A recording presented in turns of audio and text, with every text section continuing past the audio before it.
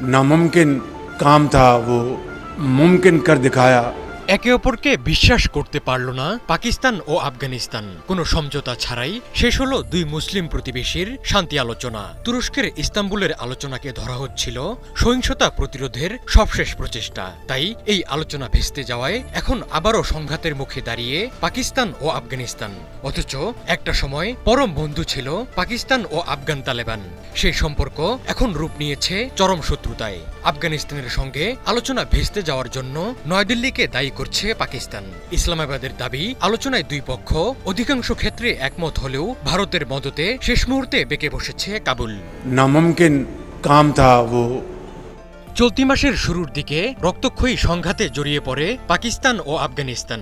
দফায় দফায় সংঘর্ষে দুই দেশের কয়েক ডজন সামরিক ও বেসামরিক মানুষের প্রাণহানি ঘটে। 2021 সালে তালেবান কাবুলের ক্ষমতা দখলের পর পাকিস্তান আফগানিস্তানের মধ্যে এত তীব্র সংঘর্ষ আগে দেখা যায়নি। গত 19 অক্টোবর কাতার ও তুরস্কের মধ্যস্থতায় দোহায় দুই দেশের মধ্যে একটি যুদ্ধবিরতি সমঝোতা হয়। পরে শান্তি চুক্তিতে পৌঁছাতে ইস্তাম্বুলে আলোচনায় বসে দুই দেশের প্রতিনিধিরা।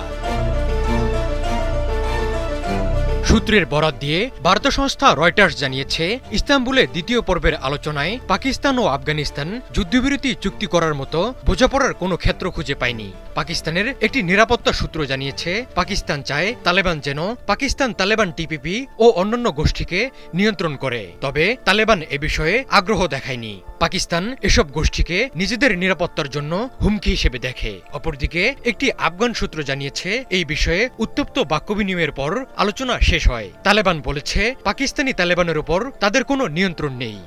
সরহদি এলাকো মে আলোচনা ভেস্তে যাওয়ার পর ভারতের বিরুদ্ধে আফগানিস্তানকে মদদ দেওয়ার অভিযোগ তুলেছে পাকিস্তান।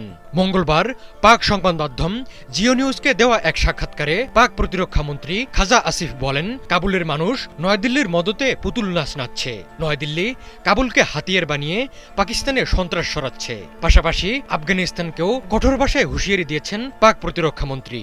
তিনি তালেবানকে সতর্ক করে বলেছেন, কাবুল যদি ইসলামাবাদের ওপর আক্রমণ করে বসে তবে তাদেরকে 50 গুণ শক্তিশালী জবাব দেওয়া হবে। On their soil. We kept on repeating and obviously আলোচনা ভেস্তে যাওয়ায় পাকিস্তান ও আফগানিস্তানের মধ্যে শত্রুতা আরও প্রবল হওয়ার আশঙ্কা করছেন বিশ্লেষকরা। পাকিস্তানও দিয়ে রেখেছে সেরকমই হুমকি। পাক প্রতিরক্ষা মন্ত্রী খাজা আসিফ হুঁশিয়ার করে বলেছিলেন, ইস্তাম্বুলে আলোচনার মাধ্যমে চুক্তিতে পৌঁছাতে না পারলে তা উভয় দেশকে উন্মুক্ত যুদ্ধের দিকে নিয়ে যাবে। not have any facility on their soil. We kept on repeating and obviously they deny it, you know. But in an implied way, both the countries, Turkey and Doha, Qatar,